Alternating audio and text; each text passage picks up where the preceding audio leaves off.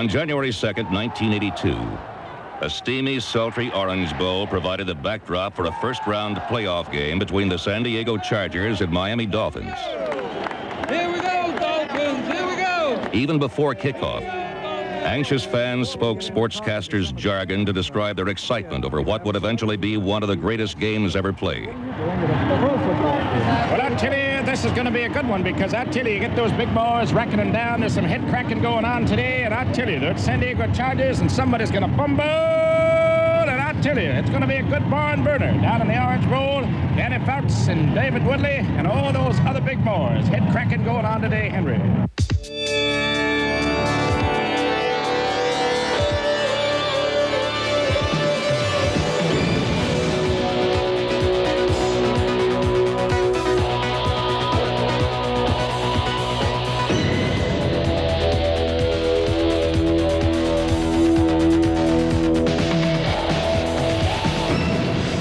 The Dolphins were slight favorites to win, but the visiting Chargers shocked everyone with a barrage of first-quarter scores.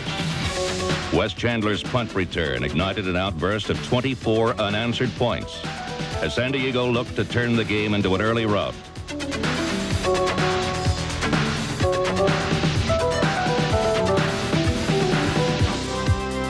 Way to go, James! Way to go, James! Way to bust in there! But Coach Don Coryell knew that with 3 quarters still to play, too much time remained for his Chargers to relax. I think what happened is that we woke the Dolphins up and created a sense of urgency within their football team that, hey, we got to get back into this game. We got to get back into it now. The Dolphins made a key move when they yanked faltering quarterback David Woodley for backup Don Strzok. My first thoughts were, please don't put me in there. But we knew the Chargers had a average defense at that time. My basic feeling was that we had to throw the ball to win the game. The Chargers ran a lot of man-to-man coverage at that time. I could see that, and we tried to run as many man-to-man patterns as we could. And we got Tony Nathan free down the middle a few times, and Daryl Harris off of a double team, and we really basically called all the man-to-man patterns we had in our offense. I think when you enter a game in that type of situation for a backup quarterback, the pressure's off. Hey, I wasn't there when it was 24-0. I didn't throw the interceptions or make the bad plays. As the backup quarterback, he's coming in really with a clean slate. Pressure was off him, and all of a sudden it was on us. Tell him about it, Don Strzok. Woo! Get him in the end zone, Don. Let's go, boys. We had not prepared for Strzok. We talked about Strzok, but we prepared all week for Woodley and scrambling and rolling out and doing the things that he does. Strzok, conversely, he just pulls back, takes a look around, he's so experienced, and dumps off to the open receiver. Strzok just came in and he played a perfect game. He couldn't play it any better. While the Chargers were held in check for the rest of the half, the Dolphins were plotting to unleash a schoolyard play that caught the San Diego defense totally unprepared. We call the play 86 circle curl lateral is the name of the play. Coach Shula said, well, how about the circle curl lateral? And everybody was kind of like, well, how about the circle curl lateral? There was a timeout. There was 6 seconds on the clock.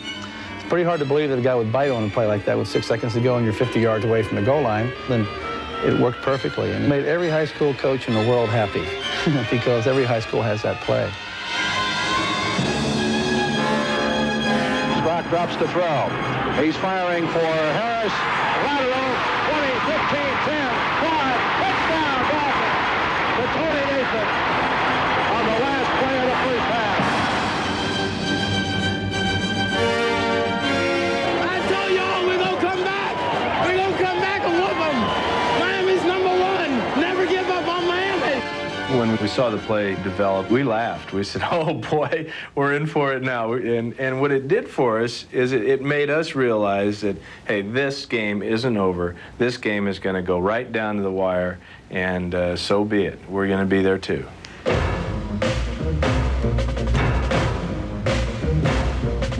The Chargers roared back on the play of number 80 tight end Kellen Winslow.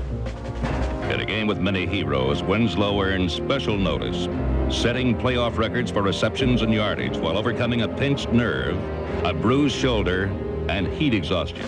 I remember Dave Levy, who's now our offensive line coach. I came out of the game going to the bench, wincing in pain. About a minute later, I ran by Dave, tapped him on the hip, and said, "I'm going back in." And as I was running by him, I heard him saying to the coaches upstairs in the press box through the speaker, "I don't believe this. He's going back into the game." And I looked back at him and started grinning, and I said, this sounds like TV. It sounds like somebody wrote this. The drama continued to unfold as both teams seized, then lost the lead. But with only minutes remaining in the fourth quarter, the Dolphins finally took control and appeared to a victory within their grasp.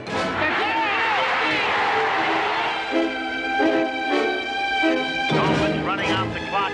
The Chargers have to force a turnover. Strock hands off to the first man. The ball's on the ground. Chargers have recovered. So San Diego lives, has one more shot from their own 18.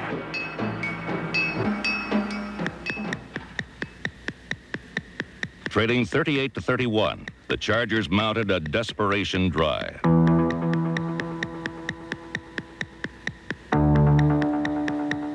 With less than a minute to go, San Diego tied the game on a play that probably should have failed.